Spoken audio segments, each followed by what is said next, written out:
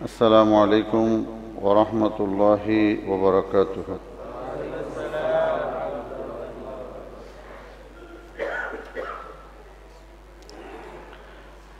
نحمده ونصلي ونسلم على رسوله الكريم. أما بعد فأعوذ بالله من الشيطان الرجيم. بسم الله الرحمن الرحيم.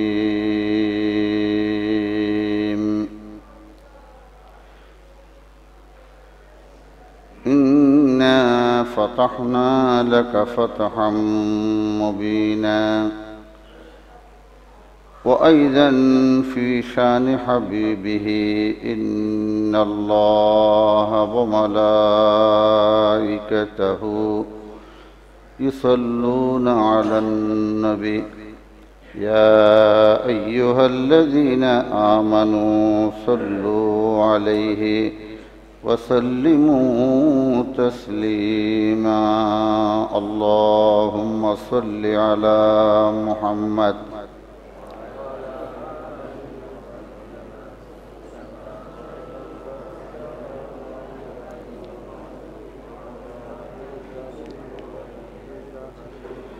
اللهم بارك على محمد وعلى آل محمد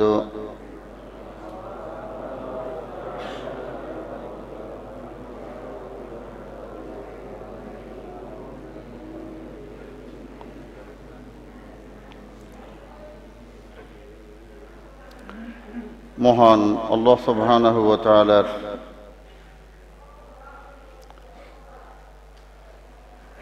অসংখ্য অগণিত শুকরিয়া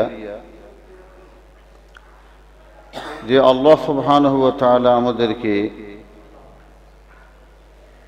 সালাতুল জুমা আদায়ের জন্য তার ঘরে আসার বসার কোরআন ও সুন্নাহর আলোচনা শোনার তৌফিক দান করেছেন। আমরা সেই আল্লাহর দরবারে কলিমাতুশ শুকর আদায় করছি, আলহামদুলিল্লাহ। সম্মানিত হাজিরিন, কোরআনুল কারীমের একটি আয়াতে কারীমা আপনাদের সম্মুখে পড়েছি। এই আয়াতকে সামনে রেখে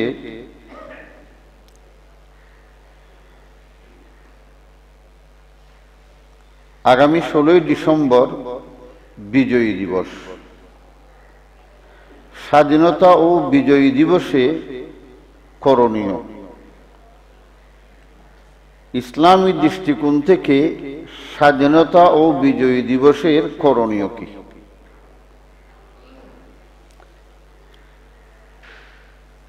আল্লাহ রাব্বুল আলামিন কোরআনুল কারীমে কিয়ামত পর্যন্ত মানুষের উপর যা ঘটবে, যা আসবে,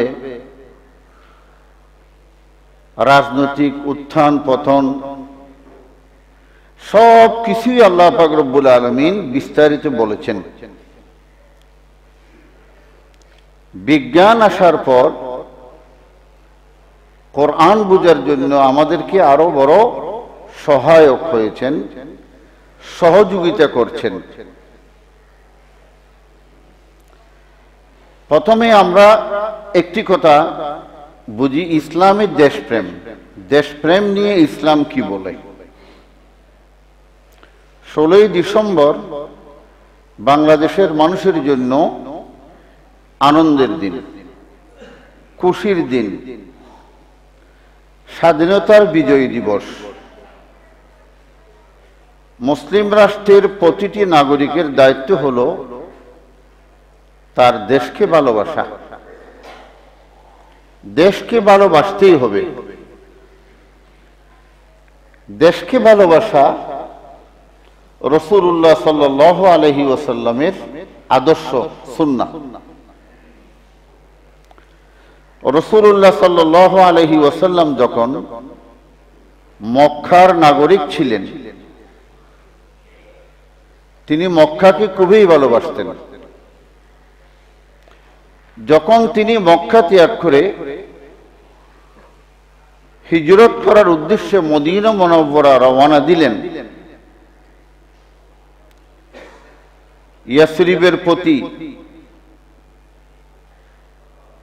মদিনা মুনাওয়ারা যখন রওনা দিলেন হিজরতের উদ্দেশ্যে, তার চোখ দিয়ে ঠপ ঠপ করে পানি বের হতে লাগলো। চোখের অশ্রু তিনি আর ধরে রাখতে পারলেন না।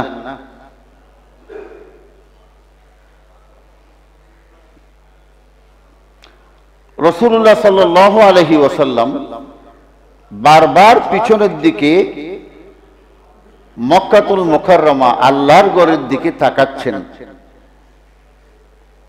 একদিকে মক্কার দিকে চোখ দিয়ে তাকায়, অপর দিকে কিছু দূর অগ্রসর হয়। তারপর মক্কাকে উদ্দেশ্য করে তিনি বলেন, সহিহ মুসলিম এবং তিরমিজির হাদিসের মধ্যে এসেছে, আল্লাহ রাসূল সাল্লাল্লাহু আলাইহি ওয়াসাল্লাম মক্কাকে উদ্দেশ্য করে বলেন, ইয়া মক্কা ওয়াল্লাহি ইন্নাকি লাখাইরু আরদিল্লাহ। হে মক্কা, আমি আল্লাহর শপথ করে বলছি, আল্লাহর কসম করে বলছি, ভূপৃষ্ঠে এই জমির উপর তোমার চেয়ে মর্যাদাবান সম্মানী আর কোন স্থান আল্লাহর জমিনের বুকে নেই।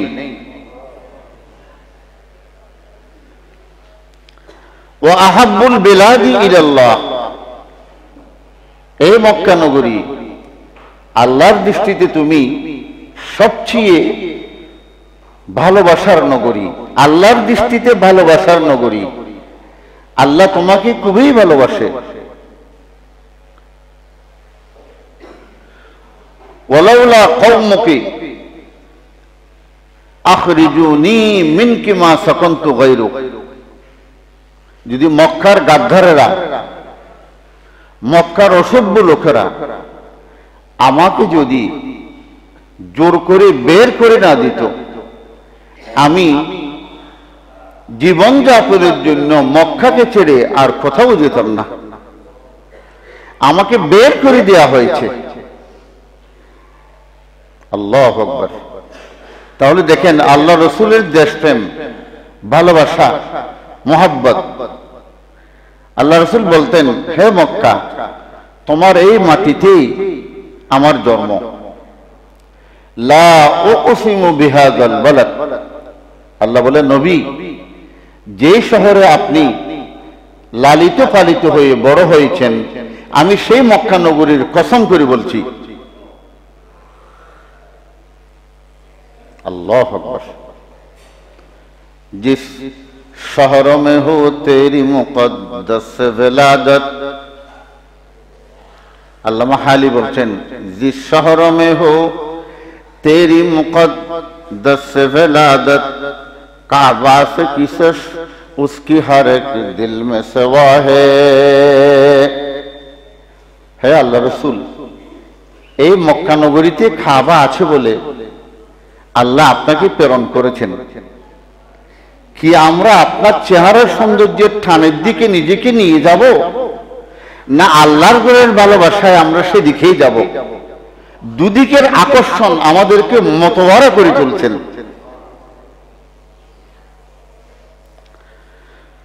জাআলাল্লাহুল কাবাতাল বাইতাল হারাম কিয়ামান লিন্নাস। আল্লাহ পাক বলেন, আমি মক্কা নগরীকে মানুষ টিকে থাকার জন্য মক্কাকে তার কারণ হিসেবে আমি নির্দিষ্ট করেছি। আল্লাহু আকবার। তার মানে মক্কা যতদিন টিকে থাকবে, পৃথিবীতে আমার বান্দা মানুষ আমি বাঁচিয়ে রাখবো। এটা সোজা কথা না। আল্লাহ কাবাকে মানুষ কিয়ামত পর্যন্ত টিকিয়ে থাকার জন্য কাবাকে আল্লাহ মাধ্যম বানিয়েছেন। আল্লাহ রসুল বলেন, আমি তোমার এই জমিতে খেলাধুলা করে বড় হয়েছি। হে মক্কা, তোমার এই মাটিতে আমার পূর্বপুরুষরা শায়িত আছেন।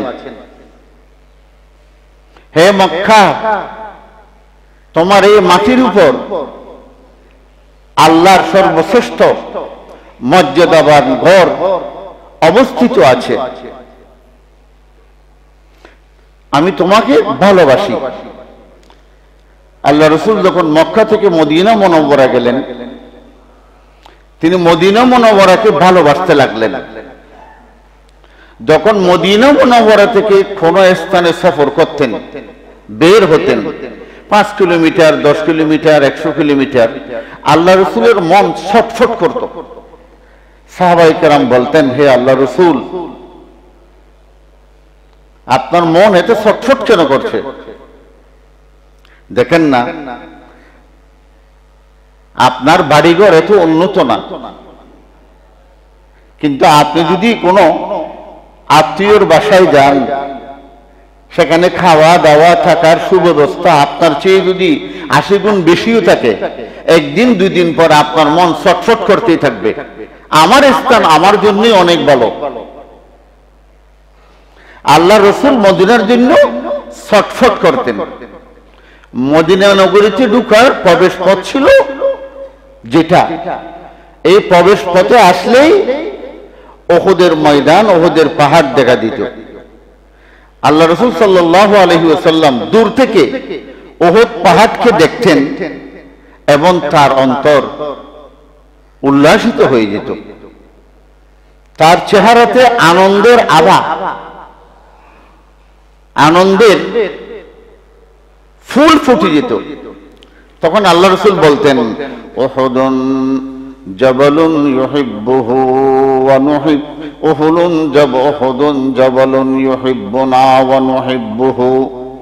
এই যে মদিনার সীমান্তে উহুদ পাহাড় তোমরা দেখছো, এই উহুদ পাহাড় আমাদেরকে ভালোবাসে। আল্লাহু আকবার। আমরাও এই উহুদের পাহাড়কে ভালোবাসি।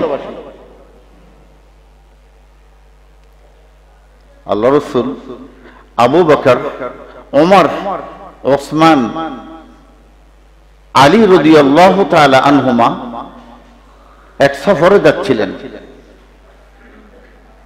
তারা উহুদের পাহাড়ের উপরে গিয়ে বসলেন। দেখলেন উহুদ পাহাড় নড়াচড়া করছে। আল্লাহ রাসূল উহুদের পাহাড়কে, উহুদের পাহাড়কে আঙ্গুল দিয়ে এইভাবে চিপে ধরলেন। কি বললেন? উসবুত, স্থির হয়ে যাও। উসবুত ফাইন্নামা আলাইকা নবিয়্যুন ওয়া সিদ্দীকুন ওয়া শাহীদান। হে পাহাড়, নড়াচড়া করিও না। তোমার মধ্যে যারা আরোহণ করেছে, যারা উঠেছে, তাদের মধ্যে একজন নবী,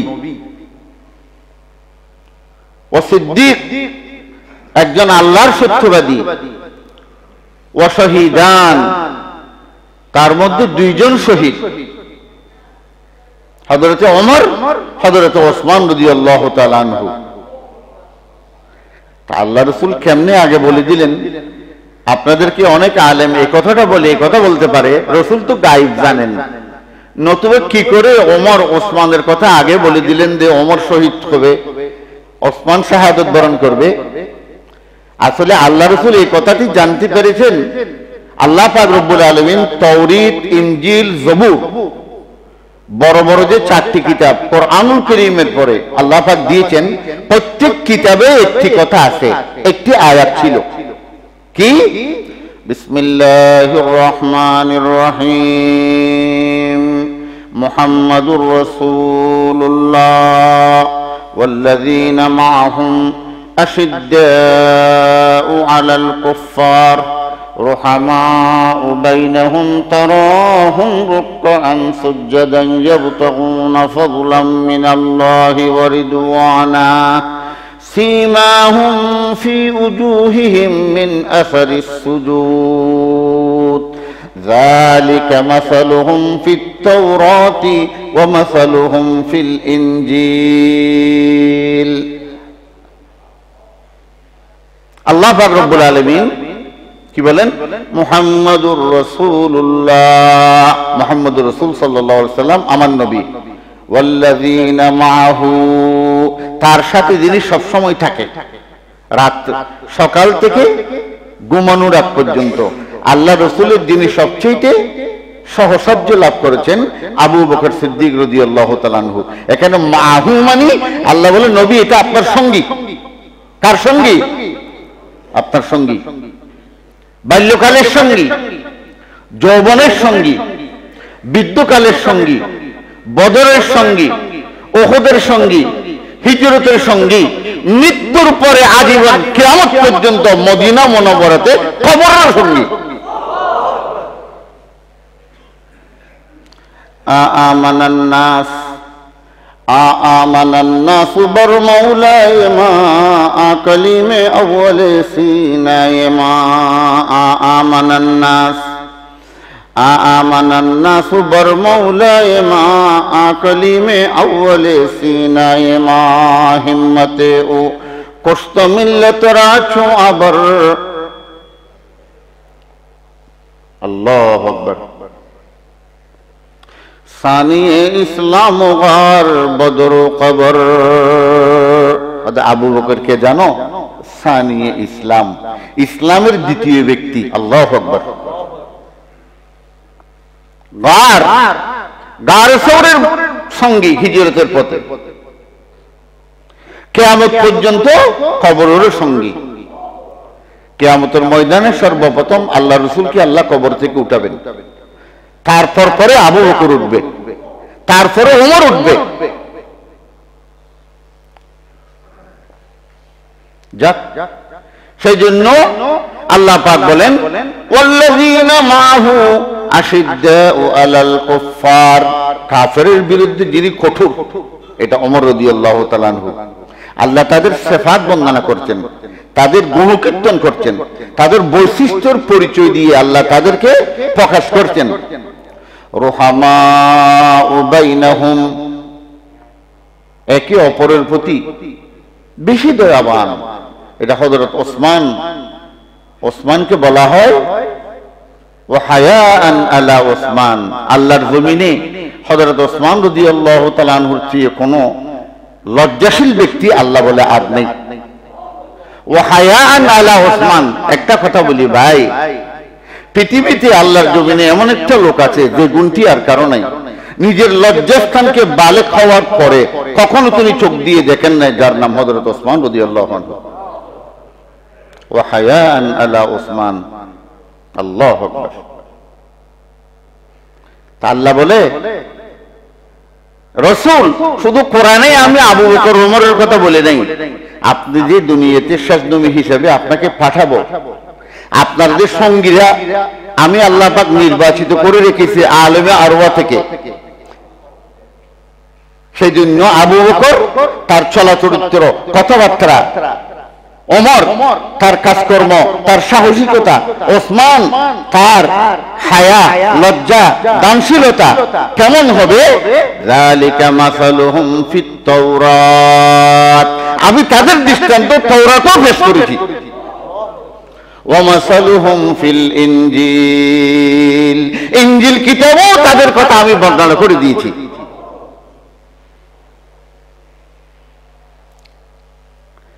তাহলে বুঝা যায় দেশের প্রেম, দেশকে ভালোবাসা, এটা হচ্ছে আল্লাহ রসুলের সুন্নাহ। এটা কিসের সুন্নাহ? আল্লাহ রসুলের সুন্নাহ। বিজয় ও স্বাধীনতা দিবসের করণীয় সম্পর্কে ইসলাম কি বলে, কোরআন কি বলে? প্রশ্ন জাগে, স্বাধীনতা দিবসে কি করতে হবে? এটাও কি কোরআন হাদিসে আছে? স্বাধীনতা দিবসে কি করতে হবে এটাও কি কোরআন হাদিস বলেছে? হ্যাঁ বলেছে। আপনারা শুনতে পাচ্ছেন তো? বিজয় দিবসে কি করতে হবে কোরআন সুন্নাহ সেটাও আমাদেরকে বলে দিয়েছেন। মানব জীবনের এমন কোন দিক, এমন কোন বিষয় নেই আল্লাহ পাক রব্বুল আলামিন কোরআনুল কারীমে যা বর্ণনা করেন নাই। এই সম্পর্কে আমরা দেখি কোরআনুল কারীমে দুইটি সূরা আছে, একটা হচ্ছে সূরাতুন নাসর আর একটা হচ্ছে সূরাতুল ফাতহ। বলুন তো, আরবিতে নসর শব্দের অর্থ হচ্ছে সাহায্য, ফাতহ সূরাতুল ফাতহ, ফাতহ শব্দের অর্থ হচ্ছে বিজয়ী। দেশ অন্যের দখল থেকে মুক্ত হওয়াটা হচ্ছে ফাতহ, আর দেশ দখল হওয়ার পরে আল্লাহ যে রহমত বর্ষণ করে সেটাকে বলে নসর। কথাটি বুঝতে পারছেন? বিসমিল্লাহির রহমানির রহিম। ইযা জাআ নাসরুল্লাহি ওয়াল ফাতহ ওয়া রাআইতান নাসা ইয়াদখুলুনা ফি দীনিল্লাহি আফওয়াজা। আল্লাহ পাক বলেন, নবী, যখন বিজয়ের দিন আসবে, যখন আল্লাহর পক্ষ থেকে তোমাদের উপর সাহায্য আসবে, যখন তোমরা দখল মুক্ত হয়ে যাবে, কাফের ইহুদি মুসলমানের উপর আর কোনো চোখ রাঙ্গাতে পারবে না। আমি আল্লাহ যখন সাহায্য দিয়ে দেশের পরিস্থিতি এরকম করে দেব, আপনি দেখবেন ইয়াদখুলুনা ফি দীনিল্লাহি আফওয়াজা, দলে দলে মানুষ শুধু দ্বীনের ঘরের মধ্যে ঢুকছে, বের হচ্ছে না। তখন আপনি কি করবেন? ফাসাব্বিহ বিহামদি রাব্বিকা ওয়াস্তাগফির। আল্লাহ আমাদেরকে বিজয় দিবসের তিনটি আল্লাহ আমাদেরকে প্রোগ্রাম দিয়েছেন, বিজয়ী দিবসের কাজ দিয়েছেন। এক নম্বর হচ্ছে বিজয়ী দিবসের তিনটি কর্মসূচি। ফাসাব্বিহ, আল্লাহ বলে আমি আল্লাহ যে বিজয়ী দান করেছি, আমি যে তোমাদেরকে সাহায্য করেছি, এই জন্য আমার তাসবিহ তোমরা পাঠ করো। আল্লাহু আকবার। আমার কি করো? তাসবিহ পাঠ করো, আমাকে ডাকো। বিহামদি রাব্বিক, আমি আল্লাহ তোমাদেরকে সাহায্য দিয়ে, তোমরা অস্ত্রের মাধ্যমে নয়, শক্তির মাধ্যমে নয়, মুসলিমরা দেশ বিজয় করেছে ঈমানের বলে বলিয়ান হয়ে, এই জন্য আমি আল্লাহর প্রশংসা করো। ওয়াস্তাগফির, আল্লাহ বলে মুক্তিযুদ্ধের সময়, জিহাদকালীন আপনি যতই ভালো থাকার চেষ্টা করেন না, জিহাদের মধ্যেই অন্যায় অনাচার নির্যাতন হয়েই থাকে। আপনার অজান্তে ছুরি আপনি মারতেছেন একজনকে, আরেকজনের গায়েও পড়তে পারে। আল্লাহ বলে যুদ্ধের মাঠে অনেক কিছু অন্যায় হয়ে যায়। নবী, আমার দ্বীনের জন্য আপনি যুদ্ধ করেছেন, আমি আপনাকে যুদ্ধের মাঠেই নামিয়ে দিয়েছি। এখানে মুক্তিযুদ্ধের সময় অনেক কিছু সুবিধা অসুবিধা হয়, আপনি সবার পক্ষ থেকে আমার কাছে মাপ চেয়ে নেন, আমি আল্লাহ সবাইকে ক্ষমা করে দেব। দেখছেন নি? দেশ স্বাধীনের সময়, মুক্তিযুদ্ধের সময় অসুবিধা হলে ইসলামের নীতিমালা হচ্ছে সাধারণ ক্ষমা করে দেওয়া। আল্লাহ পাক বলেন কি করে দাও? আপনি ক্ষমা চান, মাফ করে দেব। ইন্না ফাতাহনা লাকা ফাতহাম মুবিনান, আল্লাহ পাক বলেন আমি আপনাকে বিজয়ী, চূড়ান্ত বিজয়ী দান করেছি।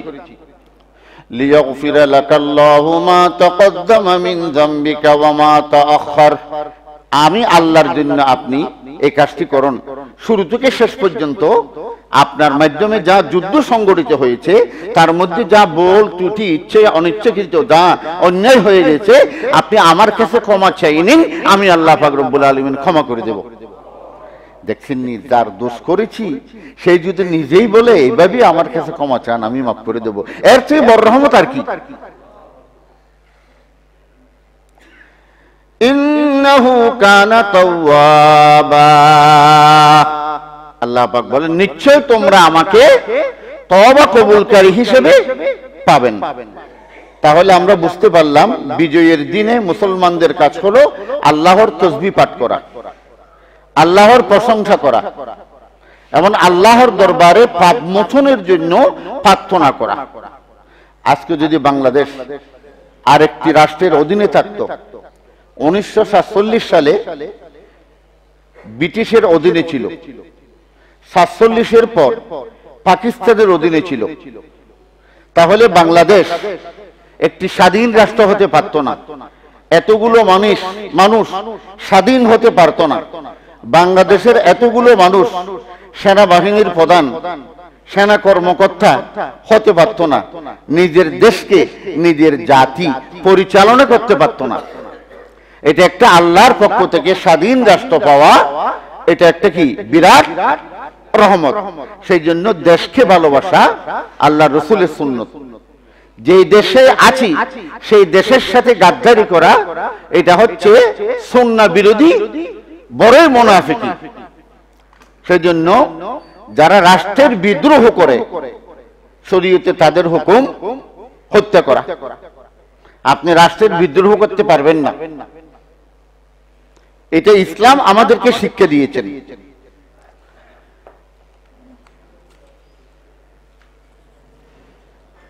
বাংলাদেশ প্রতিষ্ঠার ভিত্তি, এই কথাটি ভালো করে বুঝবেন।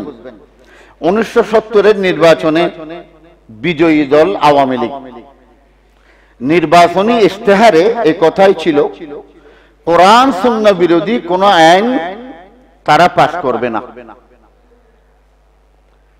কথাটি রিপিট করছি, 1970-এর নির্বাচনে বিজয়ী দল আওয়ামী লীগের নির্বাচনী ইশতেহারে এ কথাই ছিল, কোরআন সুন্নাহ বিরোধী কোন আইন তারা পাস করবে না। 1970-এর এই নির্বাচনের উপর 1971-এর স্বাধীনতা আন্দোলন হয়। তাহলে বোঝা যায় বাংলাদেশের প্রতিষ্ঠা এই মূলনীতির উপর হয়েছে, কোরআন সুন্নাহ বিরোধী কোন আইন, কোন কার্যক্রম এই দেশে পাস হবে না। এটা হচ্ছে বাংলাদেশ প্রতিষ্ঠার ভিত্তি। যেহেতু মুসলিম রাষ্ট্র, মুসলমানদের একটি রাষ্ট্র প্রতিষ্ঠিত হলো, নতুন নাম পেল, তাহলে ইসলাম বিরোধী কাজ হবে না বলে ইশতেহার ঘোষণা দিয়ে জনগণ ঝাঁপাইয়ে পড়েছিল। আজকে কি আমরা তাই দেখছি?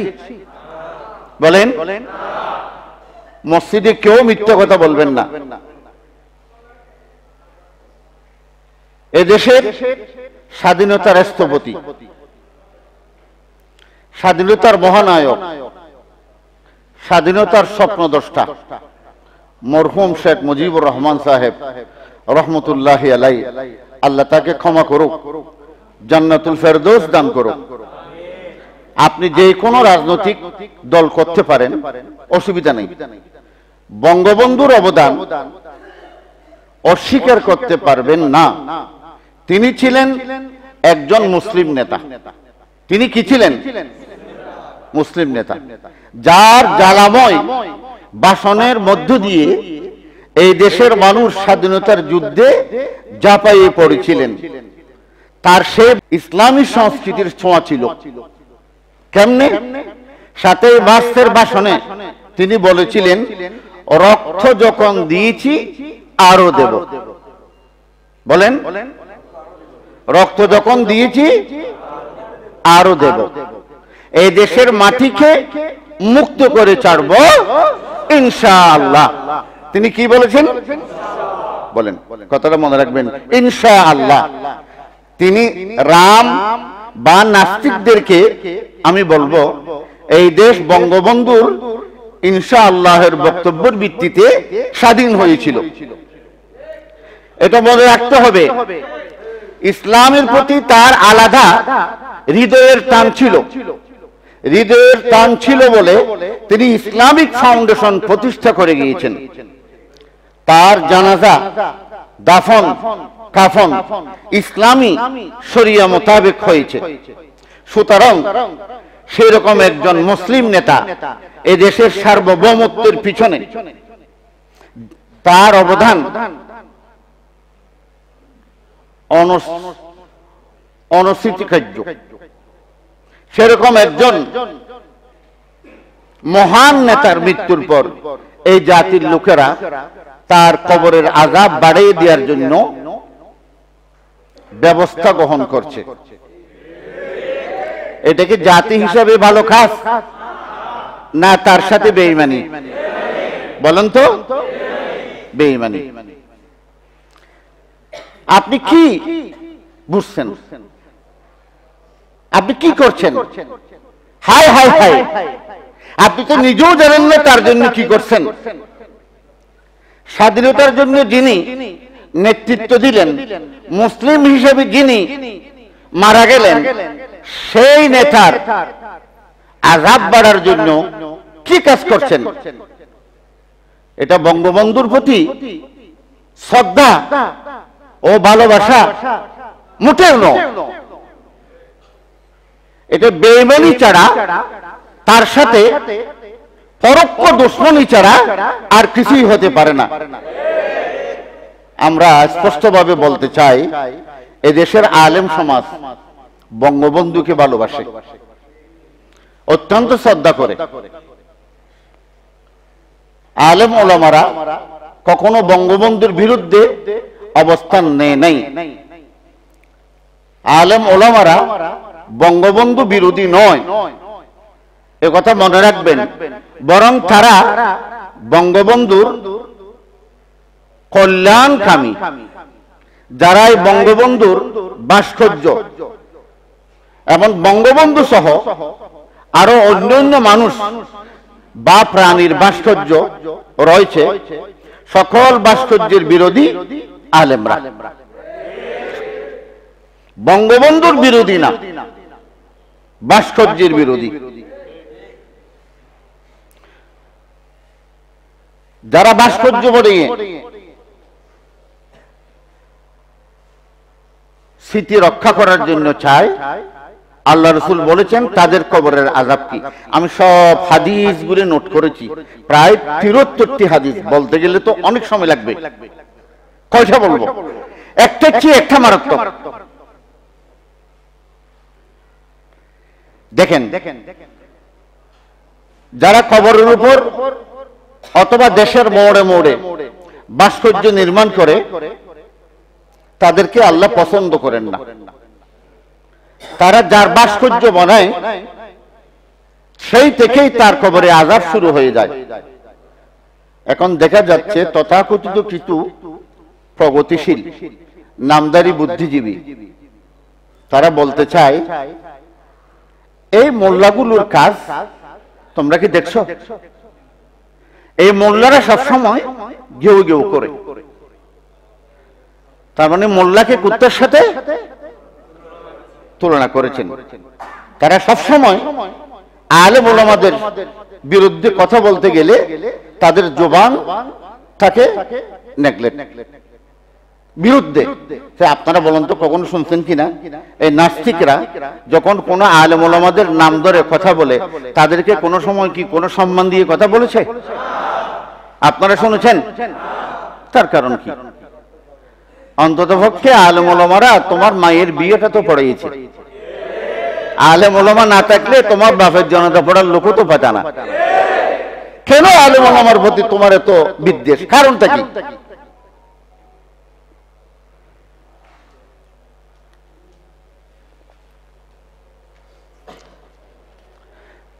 তারা বলে এই মোল্লার দল না বুঝেই আজে বাজে কথা বলে। তাদের যুক্তি হচ্ছে মুক্তি ও ভাস্কর্য এক নয়। কথা মনে রাখবেন। তাদের সাথে কিছু দরবারি আলেমও জুড়ছে। এক নম্বর হচ্ছে কাদিয়ানের আলেম। আমি প্রোগ্রামগুলি দেখছি, টকশোতে যারা মিষ্টি মিষ্টি কথা বলে, তাদের মধ্যে এমন লোকও আছে ফসরাব বছরের পর বছর করতেছে, পানি কোথায় ঢিলে কোথায় এগুলি তারা চিনেও না। কিন্তু আলেম ওলামাদের বিরুদ্ধে কথা বলতে গেলে তাদের গলা বড় হয়ে যায়। তারা বলে ভাস্কর্য মুক্তি এক নয়। তাদের প্রদত্ত ডিফিনিশন, তাদের ব্যাখ্যা অনুযায়ী মুক্তি হচ্ছে যা পূজার জন্য বানানো হয়। এরা বলতেছে মুক্তি ওটাকে বলা হয় যেটা পূজার জন্য কি হয়, তৈরি করা হয়। ভাস্কর্য হচ্ছে যা শুধুমাত্র নিছক সৌন্দর্য, নান্দনিক কথা, ইতিহাস সংরক্ষণ বা সংস্কৃতিকে ধরে রাখার জন্য স্থাপন করা হয়। এরকম একটা লোক ছিল, তার স্মরণের জন্য, তার স্মৃতির জন্য ভাস্কর্য তৈরি করা হয়, এটা পূজার জন্য না। এবং এইসব দরবারি আলেমরা কোরআনুল করিম থেকেও দলিল দিয়েছেন। এখন সবচেয়ে বড় আশ্চর্য লাগে,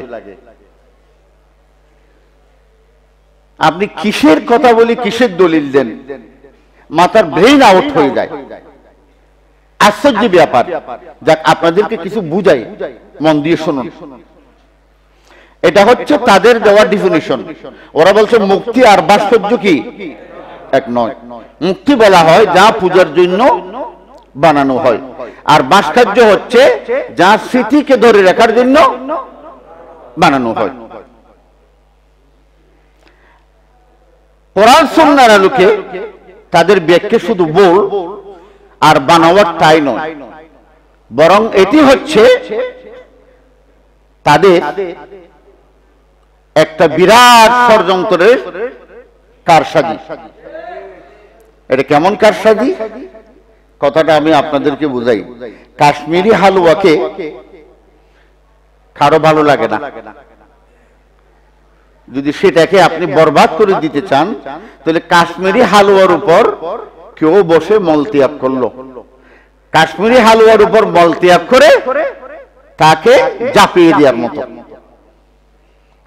এটা এমন একটি ষড়যন্ত্র, মধুমাখা বিষ। মধুমাখা বিষ চিনেননি? খাওয়াচ্ছে আপনাকে মধু, কিন্তু আসলে কি বিষ। ইসলাম যেটাকে মুক্তি বলে, হিন্দুরা সেটাকে প্রতিভা বানিয়েছে, আর নাস্তিক মোরতাদেরা সেটাকে ভাস্কর্য বানিয়েছে।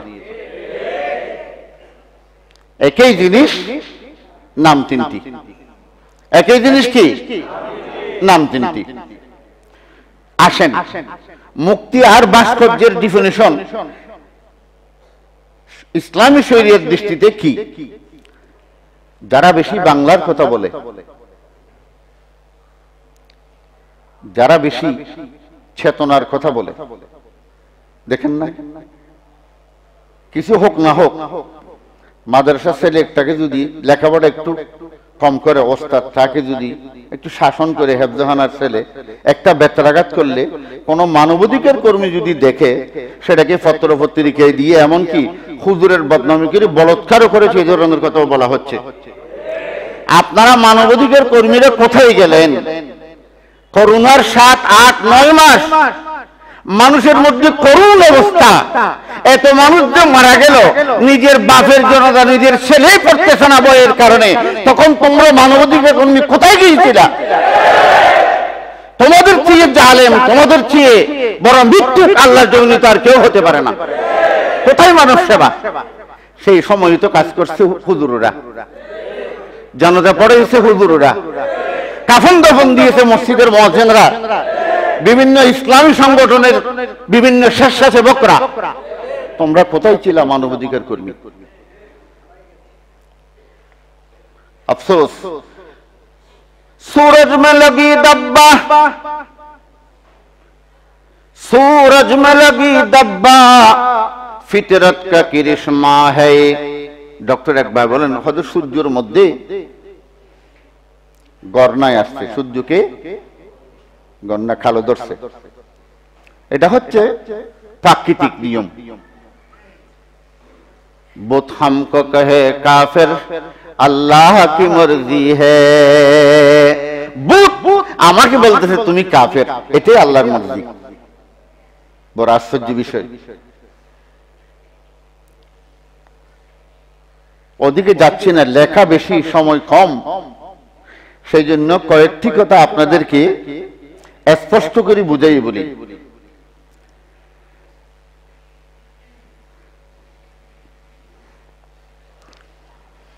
বাংলা একাডেমির আবিধানিক, তাতে রয়েছে ভাস্কর্য ও মুক্তি দুটি একই কথা, তবে সামান্য কিছু ব্যবধান আছে। ভাস্কর্য বলা হয় প্রস্তর পাথরকে খোদাই করে কোন আকৃতি বা অবয়ব দেয়া হলে সেটার নাম হয় ভাস্কর্য। কোন লোহাতে, কোন পিতলে অথবা সিমেন্ট, কংক্রিট, লোহা দিয়ে জমাই কোনো কিছু খোদাই করা হলে এটাকে বলা হয় কি? ভাস্কর্য। মূর্তি হচ্ছে কোন আকৃতি বা অবয়ব, কোন স্ট্রাকচার প্রদান করা হয়, সেটার নাম মূর্তি। যদিও হিন্দুরা মূর্তিকে তাদের দেবতা বা প্রতিমা মনে করে, তাহলে অর্থগত দিক দিয়ে মূর্তি এবং ভাস্কর্য দুটাতেই প্রতীকী দেওয়া হয়। একথা মানলেও তারা বলে, হুজুর বুঝলাম, মূর্তি তো উপাসনার জন্য, পূজার জন্য বানানো হয়, ভাস্কর্য তো উপাসনার জন্য নয়। দেখেন, এর সহজ জবাব হচ্ছে আপনি বলে গেছেন, হয়তো আপনি জানেন না। ইতিহাস জানতে হবে, কোরআনের নলেজ থাকতে হবে, তাফসীর বুঝতে হবে, হাদিসের গ্রন্থে আল্লাহ রাসূল কি বলেছেন তা তালাশ করে নিতে হবে। ইতিহাস বলে সর্বপ্রথম দুনিয়াতে ভাস্কর্য প্রতিষ্ঠা হয়েছে। মুক্তির আবির্ভাব ভাস্কর্যের পরে এসেছে।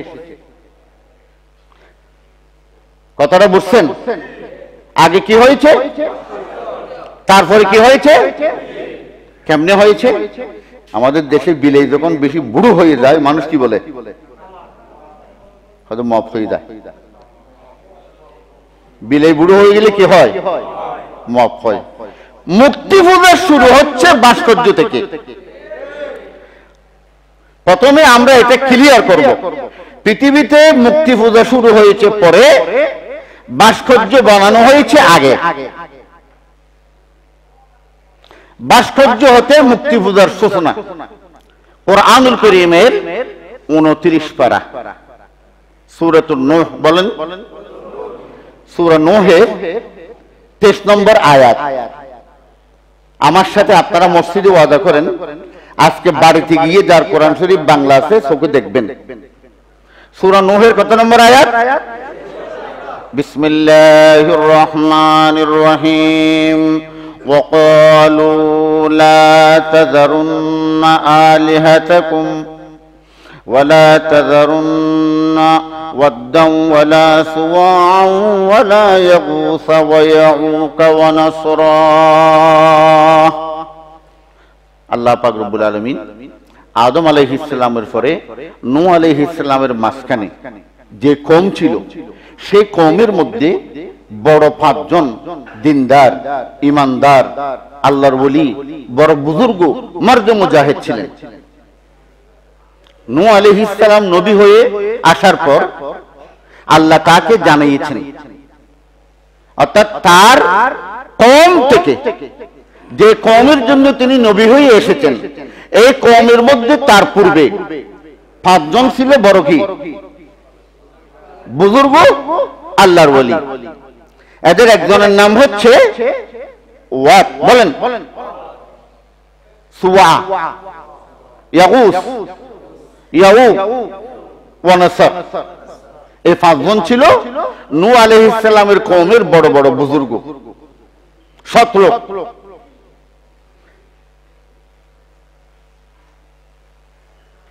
দুনিয়া থেকে যখন তাদের এক খ্রিস্টান চলে গেল, তাদের কাছে শয়তান আসলো। এখন মুক্তি পূজা শুরু বুঝবেন।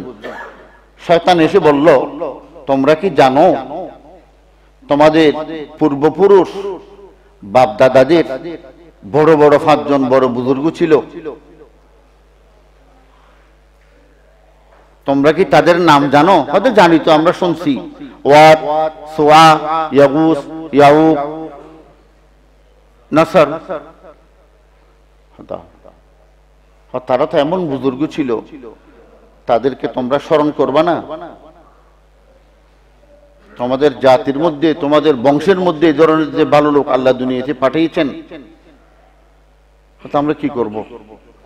তোমরা তাদেরকে স্মরণ করবে, অন্য কিছু না। আমরা একটা কাজ করে দেব। সর্বপ্রথম তাদের একটা ধারণা করে, শয়তান তো দেখেছে, আমি তাদের একটা ভাস্কর্য, তাদের স্মৃতি আমি সম্পূর্ণভাবে কে কিরকম ছিল একে তোমাদেরকে অঙ্কন করে দেব। তখন শয়তান সর্বপ্রথম এই 5 বুজুর্গের 5টি ভাস্কর্য বানিয়ে দিল। এগুলি তোমরা তোমাদের বাড়িতে রাখো। এরা এগুলির প্রতি দৃষ্টি দেয় নাই, বাড়িতে রেখেছে, কিছুই করতো না, এমনি বাড়িতে আছে, দেখতেও না। তাদের প্রজন্ম, এক প্রজন্ম যখন দুনিয়া থেকে চলে গেল, কিছুদিন পরে 100 বছর পর আবার শয়তান তাদের কাছে আসলো। এরা কারা? গেল আমাদের বাপদাদা শত শত বছর আগের, এরা আল্লাহর ওলি, নেককার, আমাদের পূর্বপুরুষ। এগুলি কারা করেছে? ইচ্ছে আমাদের পূর্বপুরুষরা করে রাখছে। কি জন্য করছে দেখছেন শয়তান? কি জন্য করছে? এমনি করছে। এমনি কি কোনো কাজ করে? এমনি কি কোনো কাজ হয়?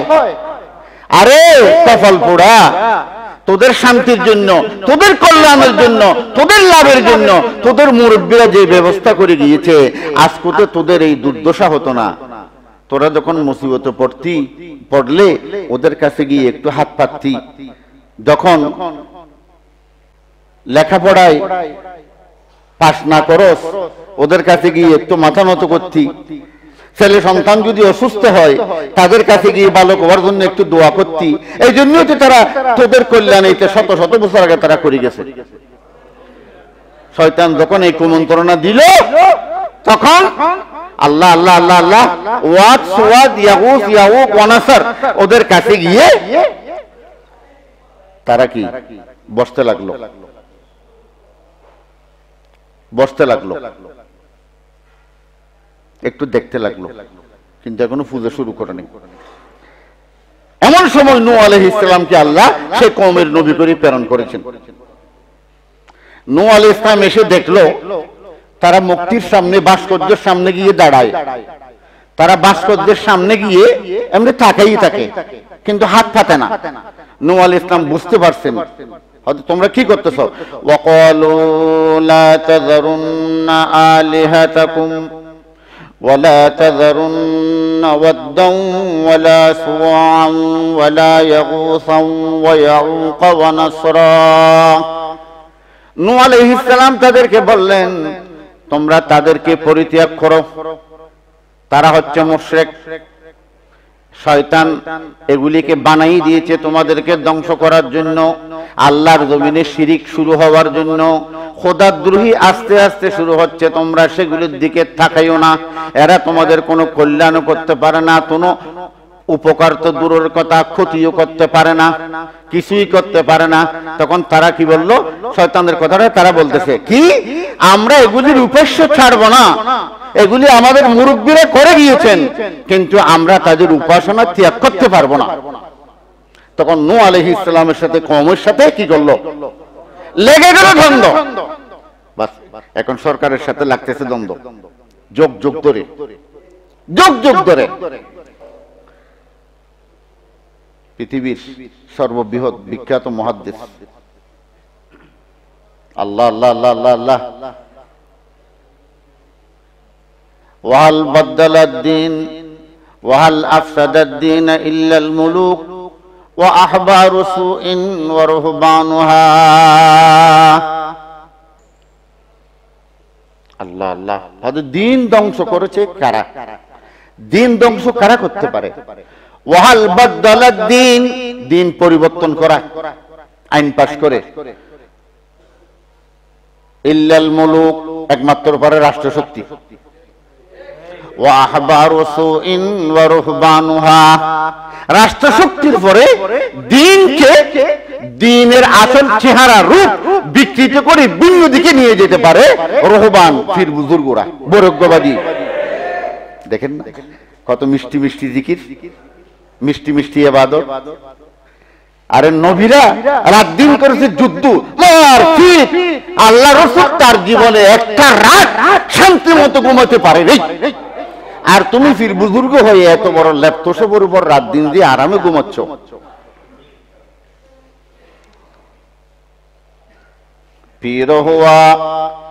पीर हुआ तू सखी इस्लाम न समझा, पीर हुआ तू सही इस्लाम न समझा, दस्तार व जुब्बा है फकत तेरी है बुरखा। একবার বলতেন পীর হয়েছে ঠিক আছে, কিন্তু সঠিক ইসলাম তুমি বুঝতে পারো নাই। তোমার আলকিল্লা, দস্তার, তোমার হাতের লাঠি, মাথার পাগড়ি, এগুলো নিয়ে তুমি আছো। আল্লাহ আল্লাহ আল্লাহ।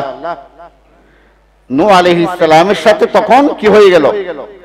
লাগালাগি শুরু হলো। দেখেন পৃথিবীতে মুক্তি পূজার আগে ভাস্কর্য এসেছে প্রথম। ইসলাম যেটাকে মুক্তি বলেছে, অমুসলিম হিন্দুরা সেটাকে প্রতিমা বলেছে। আর নাস্তিক মুরতাদারা সুকুসুলে সেটাকে ভাস্কর্য বানিয়েছে।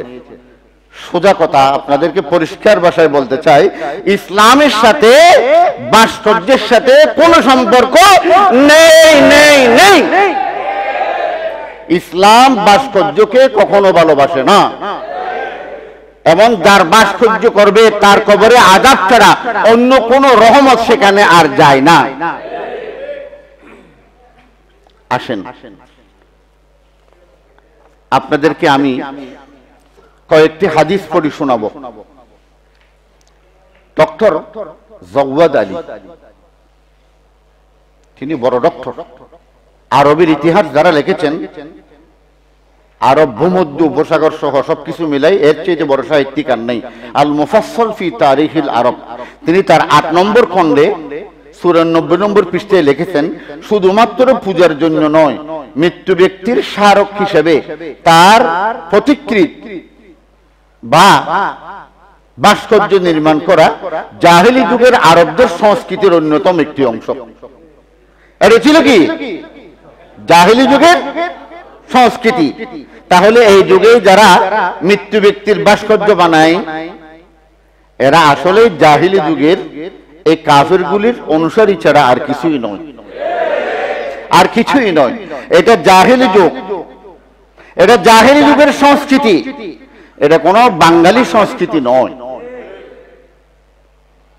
জাহিলি যুগের লোকেরা মৃত্যু ব্যক্তির কবরের উপর স্মারক, স্তম্ভ নির্মাণ করত, মৃত্যু ব্যক্তির ছবিও অঙ্কন করত। আমি আজকেও তাফসীর ইবনে কাসীর সহ 4-5টা কিতাব দেখছি।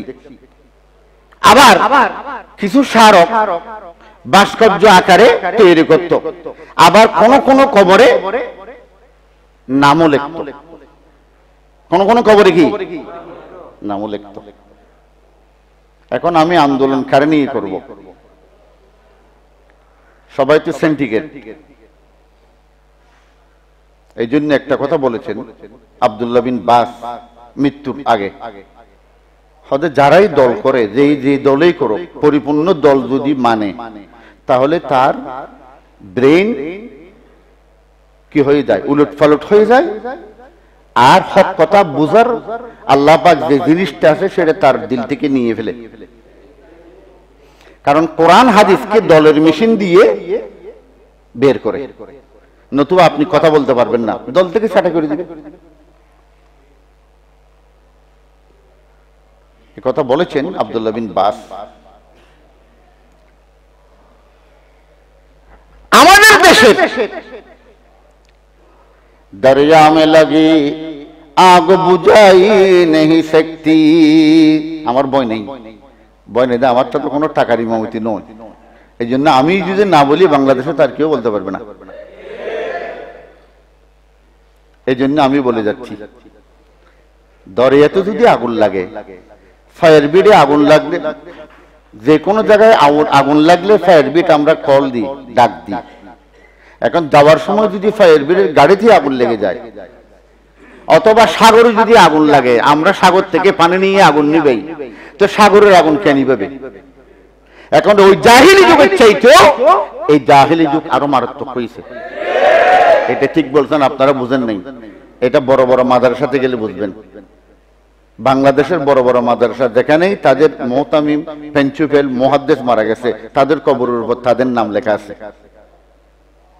কবরের উপর নাম লেখা, এটা মুসলিম শরীফের সহিহ হাদিস। আল্লাহ রাসূল বলেন, নাহা রাসূলুল্লাহ, আল্লাহ রাসূল নিষেধ করেছেন, আই ইউজাসসাল কবর, সুনসুক্তি দিয়ে কবরকে পাকা করা, ওয়া আই ইউকাদা আলাইহি, কবরে বসার জায়গা করা, ওয়া আই ইউবনা আলাইহি, কবরের উপর পাকা ঘর করা, ওয়া আই ইউকতাবা আলাইহি, কবরের ভিতর কি আছে উপরে তার নাম লেখা। এটা জাহিলি সমাজের আকীদা ছিল। এখন ওই নূহ আলাইহিস সালামের বুজুর্গরা যেরকম, ঠিক আমাদের বুজুর্গদের কবরেও নাম লেখা আছে। আরো আশ্চর্য হয়ে যাবেন, এক বুজুর্গের কবরে লিখছেন, ইবাদত জুহুদ মে বুজুর্গ ফারি, বুখারী দৌরা কাকা হামারা। আমার কাছে দলিল আছে, চট্টগ্রামের দুটো বড় মাদ্রাসাতে একটা মাদ্রাসার কবরে, অর্থাৎ যিনি মারা গেছেন তার তারিফ করতেছেন, হয়তো তিনি ইবাদত রিয়াজত আল্লাহকে এমন ভাবে ডাকতেন যেন আবু যর গেফারির মতো। আবু যর গেফারি হচ্ছে সাহাবায়ে কেরামের বুজুর্গ, আল্লাহ রাসূল বলেছেন বড় বুজুর্গ। আচ্ছা দেখুন তো দৃষ্টান্তটা ঠিক হয়েছে কিনা? নাউযুবিল্লাহি মিন যালিক। সাহাবায়ে কেরাম জান্নাতে যাবে নিঃসন্দেহ, তারা কোনো ইচ্ছে গুনাহ করে নাই। সাহাবীদের মেসাল কারোর সাথে দেওয়া, আল্লাহু আকবার, এটা যে কত বড় বেয়াদবি। এই শায়ের যে কবিতা লিখছে, কিয়ামতের ময়দানে আল্লাহ জুতা দিয়ে তার গালকে ফিরতে ফিরতে তার মুখ দিয়ে আল্লাহ পাক তার ব্রেন বের করে দিবে। রিয়া ও জুহুদ মে বুজুর্গ ফারি, অর্থাৎ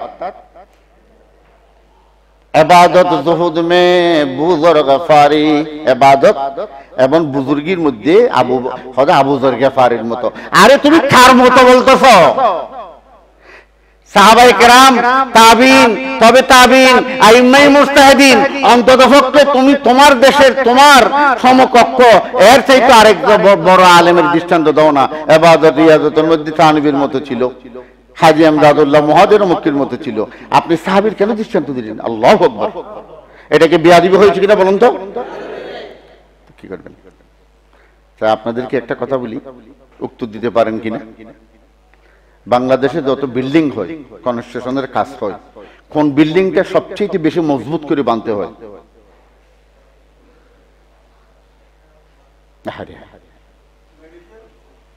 দেখুন মেডিকেল। কারণটা কি? যখন ভূমিকম্প হবে, এটা আমার মুখ থেকে শুনছে, আমি বলছি এখানে, ঠিক না? যখন ভূমিকম্প হয় লাখ লাখ মানুষ মারা যায়, পঙ্গু হয়ে যায়, এদেরকে চিকিৎসার জন্য নেয় কোথায়? মেডিকেল। তো মেডিকেল যদি ভেঙে যায়, চিকিৎসা কোথায় করবে? এই জন্য ইঞ্জিনিয়ারেরা একটা বড় মেডিকেলের যখন প্ল্যান করে দিবে, তার চাইতেও 80 গুণ শক্তিশালী রড সিমেন্ট জমানো বিল্ডিং স্ট্রাকচার মজবুত করতে হবে। তো যেখানে মানুষ দিন শিখতে যাবে, ঈমান শিখবে, আকীদা শিখবে, আমল শিখবে, সেরকম মাদ্রাসায় যদি এরকম বেদাত চালু হয়ে যায়, তখন আপনি আর কোথায় যাবেন? এই দেশ আর ওই দেশের মধ্যে সামান্য ব্যবধান দেখায়। আমাদের 2 বছর আগে আপনারা ফেসবুকে দেখছেন, আমি মিথ্যা কথা বলছি না, দেওবন্দের মুহতামিম সাহেব ফটিয়া মাদ্রাসায় আসছিল। খতম বুখারীর দাওয়াত যেদিন শেষ, তিনি দেখলেন মাদ্রাসার মাঠে 20-40টা কার গরু জবে করছে, মানুষজন বেশি। হদা আজকে কি হচ্ছে? হদা না আজকে বুখারী শরীফে খতম হচ্ছে। হদি খতম মানে হদা না বুখারী শরীফ ছাত্রদেরকে শেষ সবক। হদা আমরা তো দেওবন্দে যে বুখারী শরীফ পড়াই, পাশের রুম যিনি পড়ায় তার পাশের রুমও জানে না কি আজকে শেষ করছে না আগামীকাল শেষ করছে। আর কত বড় জুলুম, কত বড় অন্যায় দেখেন। যে ওস্তাদ সারা জীবন বুখারী শরীফ পড়ালো, শেষের দিন তার কাছ থেকে বুখারী শরীফটা টান নিয়ে ফেলে। কেন? আরেকজন বড় আলেম সে পড়ায়। তো যিনি সারা ছেলেটাকে লালন পালন করলো, বৃদ্ধ বয়সে তাকে একটু দেখার জন্য, মহব্বত ভালোবাসার জন্য সেই দিন তার কাছ থেকে বুখারী শরীফটা নিয়ে মেহমান একটা আসে তাকে দিয়ে দেয়। দেখছেন নি কলম? ওই ওস্তাদের মনে কি দুঃখ আপনি তার কাছে গিয়ে জিজ্ঞেস করতে পারবেন। তোই উনি বলছেন আপনারা যে বেদাত কাজ করছেন এটা একটা মাদ্রাসা, মাদ্রাসা থেকে যদি বেদাত হয় আর মানুষ যাবে কোথায়? আমাদের এমপি সাহেব আবু রেজাও ছিল, আপনারা এটা কি দেখছেন? নেট দেখছেন? এখানে একজনও নাই, কেউ দেখেন নাই? এটা সোশ্যাল মিডিয়াতে ভাইরাস হয়েছে। তিনি বলছেন এই মাদ্রাসার আন্ডারে যত মাদ্রাসা আছে সব জায়গায় চিঠি দাও, এই বেদাত কাজ যেন বন্ধ হয়। মাদ্রাসায় যদি এই বেদাত হয় তাহলে মানুষ আর যাবে কোথায়? এটা তো দেওবন্দের আলম বিলিয়ে কথা বলছে, কিন্তু সৌদি আলম যদি হতো আরো বেশ হতো। কারণ আমাদের ইমানের থার্মোমিটার 15, দেওবন্দের ইমানের থার্মোমিটার 25, সৌদি আলমদের ইমানের থার্মোমিটার 100। হোজাইফিকে একবার সরকার এনেছিল জমিয়তুল ফলার মাঠে, মুহিউদ্দিন চৌধুরী সাহেব তিনিও প্যান্ডেল করছিলেন, আসবেন আমরাও একটু দেখব। উনি ঢাকা থেকে আসার পথে কোন একটা জায়গায় একটা মাজার দেখছেন, বাতি জ্বলতেছে। তিনি জিজ্ঞেস করলে এটা কি? হয়তো মাজার, বাতি জ্বলতেছে। হয়তো গাড়ি ফিরাও, আমি আল্লাহ রাসূলের হাদিসে দেখছি যে এই দেশে কবরের উপর বাতি জ্বলে আসমান থেকে গজব পড়বে। আমার মনে হয় আমার মাথার উপর গজব আসতেছে, এই গাড়ি ফিরাও, এই গাড়ি ফিরাও। দুইটি ডাক দিয়ে গাড়িটা ফিরাই এয়ারপোর্ট চলে গেল। এখন এয়ারপোর্টে আর ফ্লাইট নেই, একদিন আর কোথেকে ফ্লাইট পাবে? সেই সঙ্গে সঙ্গে বাংলাদেশ থেকে চলে গেল পাকিস্তান, পাকিস্তান থেকে সৌদি এয়ারলাইন্সের একটা ফ্লাইটে করে চলে গেল সৌদি আরবে। আপনারা শুধু দেশে থাকেন, ভাত খান, ব্যবসা করেন, এগুলি একটু ইতিহাস জানবেন না? এটা 500 বছর আগের কথা, জমিয়তুল ফলার মাঠে হয়েছিল। তো তার ইমান 100 বলে এই কাজ করছে। আচ্ছা আমি একবার যাই, আর যাবো না, এত দুর্বল ইমানদার নয়। কুরআনুল কারীমের সূরা হজের মধ্যে আল্লাহ পাক বলেছেন ফাজতানিবুর রিজসা ওয়াজতানিবু কাওলাজ যুর মিনাল আওসান। আল্লাহ পাক বলেন তোমরা মুক্তি, প্রতিমা, ভাস্কর্য এগুলি থেকে বেঁচে থাকো। এটা কে বলছে? আল্লাহ পাক বলছেন। এক মুসলিম শরীফের দুটি হাদিস বলি। قال وعن ابي هريره رضي الله تعالى عنه قال قال رسول الله صلى الله عليه وسلم ارسلني بصلة الرحم وكسر الاوثان وان يوحد الله ولا يشرك به شيء রাওয়াহু মুসলিম। আল্লাহ রাসূল বলেন আরসালানি বিসিলাতির রাহমি, আল্লাহ আমাকে দুনিয়াতে প্রেরণ করেছেন আত্মীয়তার বন্ধন, আত্মীয়তার বন্ধনকে পরিপূর্ণভাবে প্রতিষ্ঠা করার জন্য। দেখছেন নি? আত্মীয়তার বন্ধনকে প্রতিষ্ঠিত করার জন্য আল্লাহ আমাকে প্রেরণ করেছেন। ওয়াকাসরিল আওসান, সমস্ত মুক্তি, প্রতিমা ভেঙ্গে চুরমার করে দেওয়ার জন্য। ওয়া ইউহাদাল্লাহু ওয়া লা ইউশরিক বিহি শাইউন, যেখানে শিরিক চলবে, শিরিকের গাছের নিচে গিয়ে তার শিকড়কে কেটে আল্লাহর জমিনে তাওহীদ প্রতিষ্ঠা করার জন্য। কে বলেছেন এই কথা? মুহাম্মদুর রাসূলুল্লাহ সাল্লাল্লাহু আলাইহি ওয়াসাল্লাম। আপনি জানেন আপনি নবীর উম্মত, আপনার নবীকে আল্লাহ প্রেরণ করেছেন মুক্তি, ভাস্কর্য ভেঙ্গে চুরমার করে দেওয়ার জন্য। আর আপনি মুক্তি, ভাস্কর্য বানানোর জন্য নবীর বিরুদ্ধে গিয়ে আপনি দাঁড়িয়ে একথা বলছেন। সরকারের প্রতি অনুরোধ, মাননীয় প্রধানমন্ত্রী তিনি ধার্মিক, তিনি একবার প্রশ্ন উত্তরে কাউকে বলছিল আমি ফজরের নামাজ পড়ে, কোরআন তেলাওয়াত করে, তাহাজ্জুদ পড়ে আমার জীবন শুরু হয়। এটা আল্লাহর রহমত।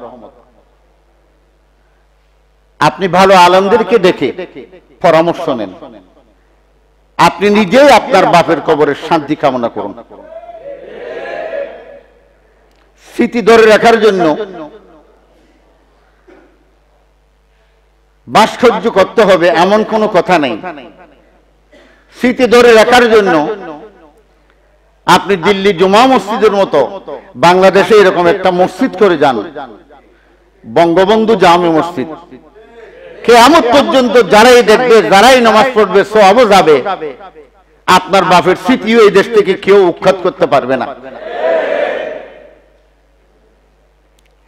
স্মৃতি ধরে রাখার জন্য যারা হজে গেছেন তারা দেখছেন মক্কা টাওয়ারে একটা গড়ি দিয়েছে। ঠিক মক্কা শরীফের চতুর্পাশে 20 কিলোমিটার থেকে সেই গড়িটা দেখা যায়। আপনি এমন ভাবে বাংলাদেশের 6টি বিভাগে 6টি গড়ি মিনারা হিসেবে যত উঁচু করতে পারেন করেন। সেখান থেকে আযান শুরু হবে, প্রতিটি সালাতের যখন ওয়াক্ত হবে কিয়ামত পর্যন্ত আপনার পিতার নাম এই জমিনে থাকবে। প্রতিদিন তার কবরের মধ্যে সওয়াব যেতেই থাকবে। সওয়াব ধরে রাখার জন্য আর হাজার হাজার জিনিস আছে। ওয়ান আবিল হাইয়াজিল আসাদি قال لي علي بن ابي طالب الا ابعثك على ما بعثني عليه رسول الله صلى الله عليه وسلم। আবুল হাইয়াজ আল আসাদি আমা সমত বহু হযরত আলীর জমানায় ছিল সেনাপ্রধান। এখন শেষ করে দিচ্ছি, আমি গড়ি দেখিনি। তা আবুল হাইয়াজ আলীর শাসনামলে কি ছিল? সেনাপ্রধান। আবুল হাইয়াজ বলতেছে, হয়তো আমাকে একদিন আলী ডেকে বলল। আলী বলতেছে, আল্লাহ রসুলের জমানায় হযরত আলী ছিলেন সেনাপ্রধান, আর আলীর আমলে, আলীর খেলাফতের আমলে আবুল হাইয়াজ সেনাপ্রধান। তো আবুল হাইয়াজকে ডাকলেন আলী।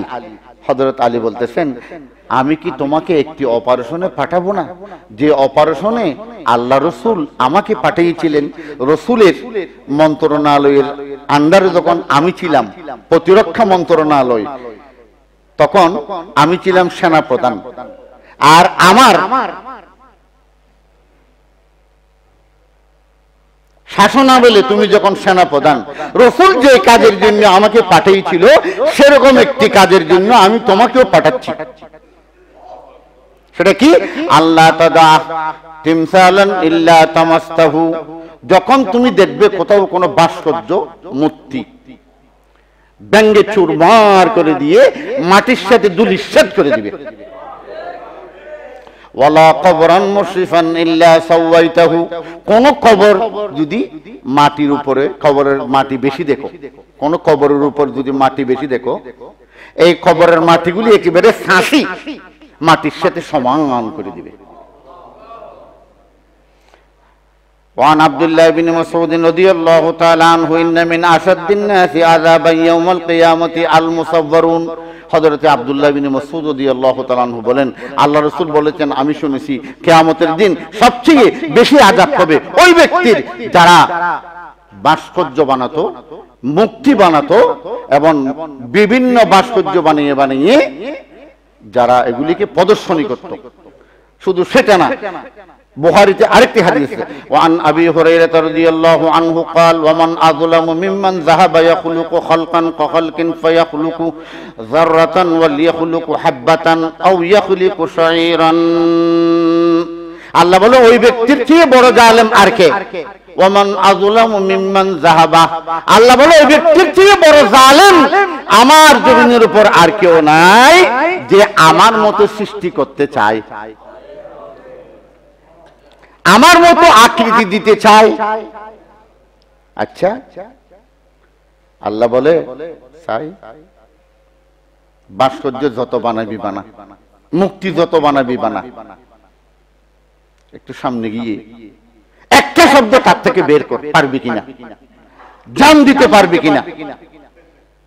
সেজন্য আল্লাহ পাক কিয়ামতের মাঠে যারা ভাস্কর্য তৈরি করত, মুক্তি বানাতো, আল্লাহ ফেরেশতাদেরকে বলবে, আল্লাহ দেখবে, দাঁড়িয়ে থাকবে, এদেরকে দাও, আমার সামনেই পিটনি দাও, এমন পিটনি দাও তাদের যেন আলাজিব্বে বের হয়ে যায়। আহিয়ুমা হালাকতুম, তখন আল্লাহ বলতে থাকবে, এই তুই যে বানাইছিলি এটাতে জান দে, জান দে, জান দে, জান দে, কথা বল। আল্লাহু আকবার। আল্লাহকে ভয় করুন। এখন এই কথাগুলো আমি কোরআন হাদিস থেকে বলছি, কিন্তু আপনারা কোনো মুক্তি ভাঙতে পারবেন না, ইসলামে নিষিদ্ধ। কথাটা বুঝেন। বরং হিন্দুদের মুক্তি কেউ ভাঙতে গেলে মুসলমানকে পাহারা দিতে হবে, এবং তাদের ইবাদত, তাদের উপাসনা তারা করবে, স্বাধীনভাবে করবে, তাদেরকে হস্তক্ষেপ করা যাবে না। এগুলি আল্লাহ রাসূল এক রাষ্ট্র যখন আরো রাষ্ট্র থেকে যুদ্ধ করে কি হয়, দখল মুক্ত হয়, আল্লাহর রাসূলকে হুকুম দিয়েছেন এই কাজগুলি করার জন্য। এই হুকুম আমাদের হাতের উপর নেই, এটা সরকারের উপর। কার উপর বলেন? সেই জন্য সাম্প্রদায়িকতার কোনো প্রশ্ন নেই। কেউ কোনো হিন্দু অথবা কোনো বুদ্ধ, কোনো খ্রিস্টান, প্রত্যেক যার যার ধর্মের যেখানে আস্থানা আছে সেখানে আঘাত করা ইসলামে নিষিদ্ধ করেছেন। প্রয়োজনে একটি হাদিসে বলেছেন, অন্য কেউ যদি আঘাত করে মুসলিমরা গিয়ে সেখানে পাহারা দিতে হবে। আল্লাহ পাক বলেছেন, ওয়ালা তাসুব্বুল্লাযীনা ইয়াদউনা মিন দুনিল্লাহ, আল্লাহ বলে যারা আমাকে ডাকে না, মুক্তিকে ডাকে, তোমরা তাদের মুক্তিকে গালি দিও না। ওদের কেন? আল্লাহ বলে তোমাদের আল্লাহর অস্তিত্ব আছে, মুক্তির কোনো অস্তিত্ব নেই। তুমি যখন তার মুক্তি ভেঙে দিবে, তারা মসজিদ ভাঙার জন্য আসবে। সেই জন্য আল্লাহ বলে এতে বিরাট অসুবিধা হবে। আল্লাহু আকবার। ইসলাম দেখেন কত সুন্দর ধর্ম। সেই জন্য আল্লাহ আমাদের সকলকে হক কথাগুলি আমল করার, বাস্তব জীবনে মানার তৌফিক দান করুন। ওয়া আখির দাওয়ানা আলহামদুলিল্লাহি রাব্বিল আলামিন।